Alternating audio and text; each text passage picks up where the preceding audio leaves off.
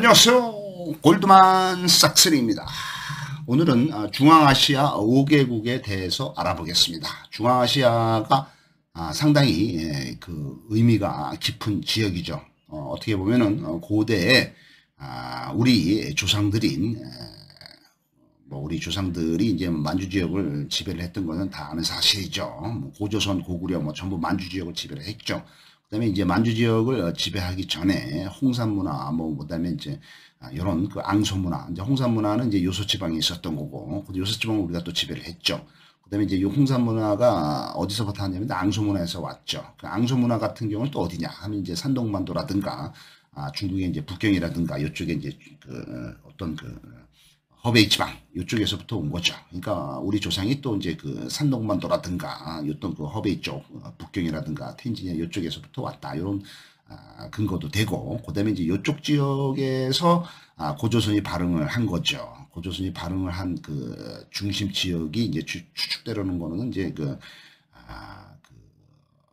바레만, 보하이만, 그 보하이만의 그 북쪽인 요소지방. 요소지방에는 이제 그 나나가 있죠. 나나가 이제 그 만리장성 끝이죠. 그다음에 중국 만리장성 끝이 이제 그 끝에 산해관이 있죠. 그래서 나나가 있고, 그다음에 이제 그건 이제 서쪽에 있는 거고, 그다음에 이제 그 만리장성이니까, 그다음에 이제 동쪽 요소지방의 동쪽에는 이제 요하가 있죠. 그 요하하고 요 나나 사이에 대릉하라는 또 큰 강이 있는데, 요 요소지방의 가장 중심 지역인 요 그 대릉하의 중류지방에 있었던 조양이라는 도시가 있습니다. 지금도 있는데, 이 조양이라는 도시가 이제 짜오양이라고 그러죠. 짜오양, 조양, 조선이랑 비슷하죠. 조양, 아침 조자, 밝을 양자. 조선은 이제 아침 조자, 맑을 선자, 이런 그렇게 되죠. 그래서 이 조양이라는 데서 이제 고조선이 시작이 됐다, 이렇게 이제 그 주장하는 그 역사 근거도 있습니다. 하지만은 어떻든 우리 그 조상인 고조선이 그 만주 지역, 만주 지역, 그다음에 이제 요동 지역, 그다음에 요소 지역, 그다음에 더 넘어가서 산동 지역, 이쪽에서 있는데, 이들이 이제 초기에 자리를 잡을 때 우리가 단군 신화를 보죠.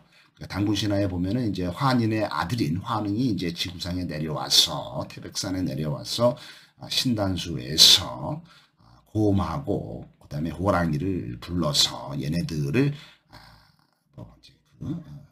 쑥하고 마늘을 주면서 동굴 속에서 100일간을 버티면은 인간으로 되면은 이렇게 하는 거 있죠.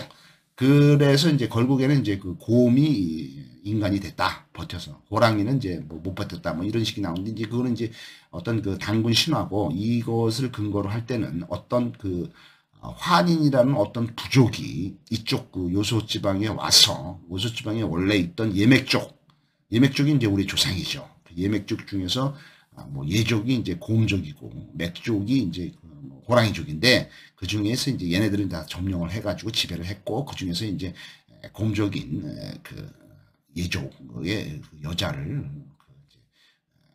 어떤 그 결혼 동맹, 혼인 동맹 이런 걸 통해서 이제 그 자기네 어떤 그 왕족으로 편입을 시키면서 그 현지의 그 지방, 현지의 그 종족들을 이제 복속을 시키기 위한 조치를 했다, 이런 식으로 이제 되는 거죠. 근데 이제 그쪽에서 그 어디서 그 하늘에서 온 그 환인, 환웅, 요 부족은 누구냐?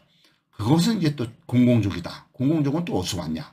그 공공족은 저쪽에 멀리 중앙아시아 쪽에 있는 어떤 지역에서부터 남아한 종족, 공공족이 중앙아시아 쪽에서부터 내려와서 중국의 그 중원지방, 관중지방, 거기가 이제 그 지금의 중국의 장안이나 낙양이 되겠죠. 이쪽을 거쳐가지고 산동지방, 이쪽까지도 오면서 허베이 지방, 북경이라든가 텐진 이쪽까지 오면서 이 공공족들이 예맥족들을 점령을 하고 그들을 결혼동맹으로 복속을 시키고 이렇게 했다는 것이 역사적인 근거가 아닐까. 그러면 이제 공공족이 어디서 왔느냐가 이제 중앙아시아 쪽이다, 이런 쪽으로 이제 얘기가 전개가 되면서 우리의 조상들이 이제 중앙아시아 쪽에서부터 온 게 아니냐, 이런 식으로 가정이 되겠습니다. 중앙아시아 5개국에 대한 역사적인 의미가 좀 있다, 우리가 좀 살펴봐야 된다, 이렇게 되어 있습니다. 중앙아시아 5개국은 어디 나라를 말하냐면, 우리가 이제 잘 아는 카자흐스탄, 맨 위에 러시아 밑이죠. 카자흐스탄, 그 다음에 이제 우즈베키스탄 이렇게 돼 있죠. 그 다음에 이제 옆에 이제 키르기스탄 돼 있고, 여기 이제 투르크메니스탄, 그다음에 이제 여기 타지키스탄, 요 5개 나라를 중앙아시아 5개국이다 이렇게 부르고 있습니다. 그래서 이제 여기 카스피해가 있죠. 요 옆에 이제 흑해가 있고, 흑해는 이제 유럽 쪽에 이제 거의 가깝고, 터키 뭐 이쪽에 가깝죠. 그다음에 이제 카스피해가 있고, 여기 이제 아라레가 있습니다. 아라레. 요 카스피해하고 아라레. 요게 이제 요쪽에 서쪽에 동쪽에 있는 나라들을 중앙아시아에 돼 있고, 얘네들 나라 위에는 러시아가 있고, 이쪽에는 이제 그 오른쪽에는 중국이 있죠. 그다음에 이제 그 밑에 바로 아프가니스탄이 있죠. 그 밑에가 이제 그 파키스탄, 인도 이렇게 돼 있고, 이쪽에는 또 이란이 있습니다. 그래서 이제 여기 중동 지역이 바로 접해 있는 것이 돼 있죠. 이란이 있고, 요 옆에가 이제 이라크죠. 이라크가 있고, 그다음에 이제 카스피해하고 여기 흑해 사이, 요 사이에는 이제 그 카카스 지역이라고 합니다. 카카스 지역이 코카소스 지역이죠. 여기에는 이제 그 아제르바이잔, 그다음에 조지아, 옛날에 이제 그루지아였죠. 아제르바이잔, 그다음에 이제 조지아, 그다음에 이제 그 아르메니아, 요 3개의 나라를 이제 그 카카스 삼국이라고 부르고 있습니다. 어쨌든 중앙아시아는 여기죠. 중앙아시아의 카자흐스탄이 가장 크죠. 가장 크고 가장 역사적으로 의미가 있었던 지역은 여기 우즈베키스탄이 되겠습니다. 이 우즈베키스탄은 이제 가장 가운데 있는데, 우즈베키스탄의 수도는 지금의 타슈켄트 요쪽이 되겠습니다. 요 끝에 타슈켄트가 되는데, 이 나라가 이제 유명해지고는 타슈켄트가 아니라 여기에 있는 그 사마르칸트, 사마르칸트가 옛날에 티무르 제국의 수도였죠. 여기서 이제 계속 어떤 강력한 나라들이 이제 발흥이 된 거죠. 그래서 뭐 여기서 이제 티무르 제국도 발흥이 됐지만은, 그다음에 이제 그 오스만 투르크 전에 있던 튀르크족의 기원이 이쪽이 되겠습니다. 그다음에 이제 여기 이제 그 사마르칸트 옆에 또 부하라, 사마르칸트 부하라 이게 유명하죠. 여기 도시 우즈베키스탄이 이제 여기 가장 중심 역할을 했고, 그다음에 이제 투르크메니스탄은 이제 거의 여긴 거의 사막지대입니다. 여기는 뭐 90%의 사막이에요. 돼 있고, 카자흐스탄이 이제 맨 위에 가장 큰 영토를 차지하고 있죠. 이 카자흐스탄이 이제 우리 고려인들, 까레이스키들이 이제 많이 이제 이쪽으로 강제 이주를 당한 곳이 이제 카자흐스탄이 되겠습니다. 고려인이 많이 살고 있는 걸로 돼 있고, 그다음에 이제 키르기스탄은 이제 여기 상당히 이제 산악지대인데, 여기 키르기스탄은 여기에 그 실크로드, 어떤 실크로드는 가장 험악한 환경, 동서무역의 교차로, 여기에 마지막 부분 여기에 위치를 한 산악지역이 되겠습니다. 그다음에 타지키스탄이 여기 조그맣게 있죠.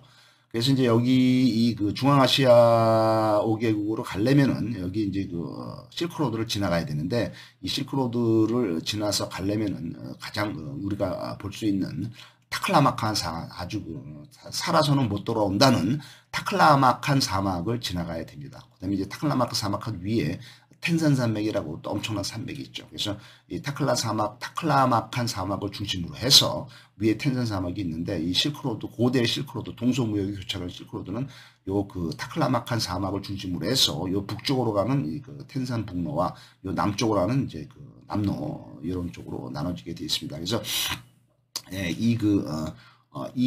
여기는 이제 전부 북부 스텝 지역이 되겠습니다. 그래서 이 북쪽에는 이제 스텝 지역, 초원 지역이죠. 그다음에 이제 남쪽에는 이제 산맥 지역이 이제 산맥 사막 이런 초원 지대가 되겠습니다. 그래서 이 북부 스텝 지역에는 유목민족이었던 우리가 알고 있는 유목민족인 그 흉노족, 이게 얘네들이 나중에 훈족이 됐죠. 그다음에 이제 그 튀르크족, 돌곤족이죠. 그다음에 이제 이 당시에 이제 이 흑해와 카스피해 위쪽에서 발흥을 하던 스키타이족, 얘네들이 이제 유목민족이 이제 발흥을 했던 곳이 이제 이쪽이 되겠습니다. 그러니까 뭐 말 타고 이제 돌아다니는 거죠. 그다음에 이제 그 밑에 조금 남쪽으로 내려가면은 이제 그 산맥이 많고, 그다음에 이제 그 고원지대, 그다음에 사막, 여기 이제 투르크메니스탄은 다 사막이에요. 90%가.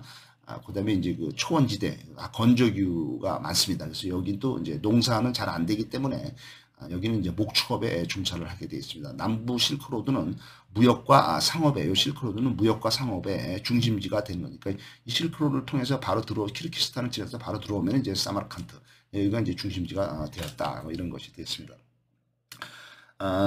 서기 이제 620년 30년 경에 이슬람의 마호메드가 등장을 하면서 그 이슬람군이 이제 전 세계를 정복해 나가죠. 그다음에 이제 그 아라비아 반도를 시작으로 해서 이슬람 제국의 군대가 서기 620년 30년대부터 해서 600년이 끝날 때는 700년대까지 그 이제 아라비아 반도를 전부 점령을 하고 그다음에 이제 서쪽으로 진군을 해서 아프리카 북부를 다 점령을 하고 심지어는 유럽의 이베리아 반도 지금 이제 스페인까지도 그 이슬람군이 점령을 하죠. 그 종교를 앞세워서 오른손에는 코란을 들고 왼손에는 이제 칼을 들고 이제 전 세계를 정복을 하면서 세력을 마구마구 팽창하던 이 그 이슬람군이 드디어는 아라비아 반도를 넘어서 동쪽으로 진군을 해서 터키, 이라크, 이란 여기까지 다 치고 들어오죠. 그 다음에는 이제 북쪽으로 가서 중앙아시아까지도 이슬람화하고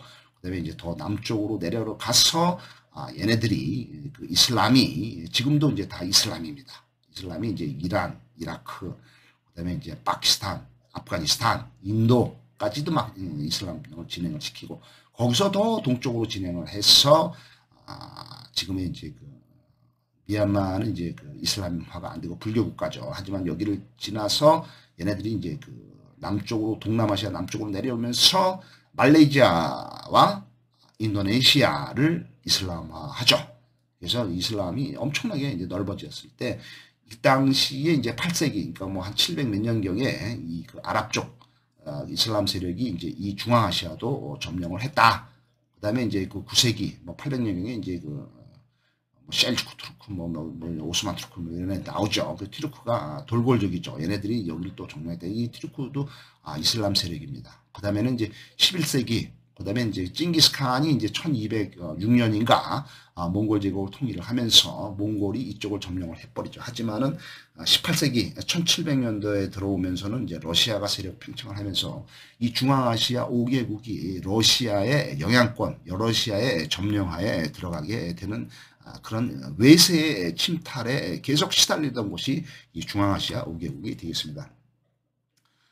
중앙아시아 이 5개국은 카자흐스탄, 우즈베키스탄, 투르크메니스탄, 키르기스탄, 타지키스탄 이렇게 돼 있죠. 그래서 1991년에 소련이 붕괴가 되죠. 소련이 붕괴가 된 후에 중앙아시아 5개국이 독립을 하면서 독립을 했지만은 독재 정권이 들어오죠. 그다음에 이제 부정부패가 일어나면서 상당히 가난한 살림살이를 하게 되어 있습니다. 하지만 이곳에서 풍부한 천연자원이 발견이 되면서 나라가 좀 발전하게 돼요. 그래서 지금은 아직도 못 사는 나라가 되겠습니다. 북쪽으로는 러시아, 동쪽으로는 중국, 서쪽으로는 카스피해와 접하고 있습니다. 사막과 영구 동토층 아주 추운 땅이 많죠. 그렇지만은 이쪽에는 천연자원이 많기 때문에 2030년경 지금으로부터 뭐 한 7, 8년경 후에는 세계 경제의 중심지가 될 것이라는 경제학자들의 예측이 있습니다.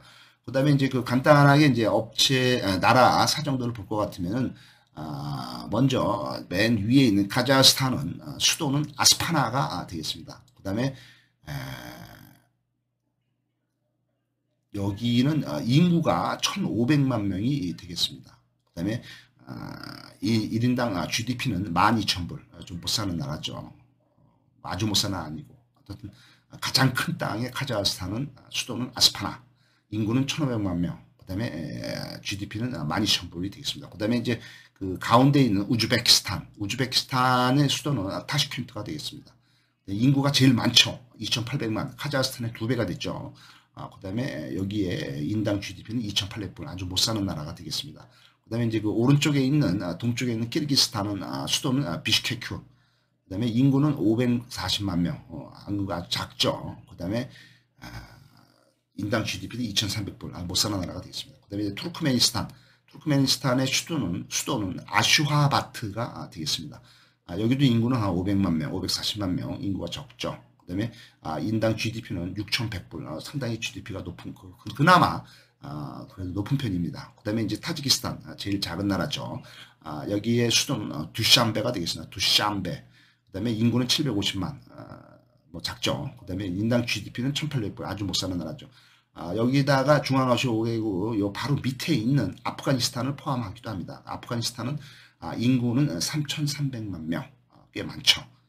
지금 뭐 아프가니스탄의 뭐 탈레반들이 지금 집권을 해서 독재 정권이 되어 있습니다. 그래서 이 카자흐스탄이 이제 인구는 1,500만 원, 땅은 제일 넓은데 인구 1,500만 원인데 여기는 이제 석유 매장량이 세계 7위로 되어 있습니다. 그래서 요거가 이제 아주 발전 요인이 되는 거죠.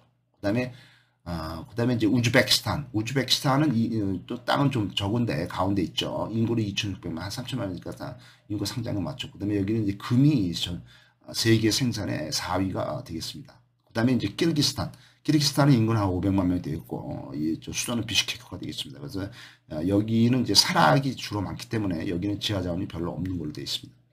투르크메니스탄은 인구는 한 700만 명 되고, 그 다음에 이제 수도는 아슈아바트가 되겠습니다.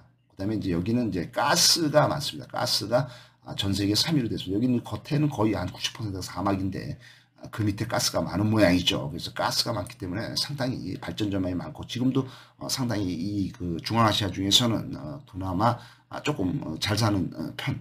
그 중에는 조금 남편이 되겠습니다. 타지키스탄은 이제 인구는 700만 명이 되겠고 타지키스탄의 수도는 두샨베가 되겠습니다. 그다음에 여기는 이제 알루미늄이 상당히 많이 나오는 걸로 돼서 여기 애들은 지하 자원은 풍부하다 이렇게 이제 볼 수가 있는 것이 되겠습니다. 그래서 중앙아시아 5개국에 대해서 간단하게 한번 살펴본 걸로 되어 있습니다. 감사합니다.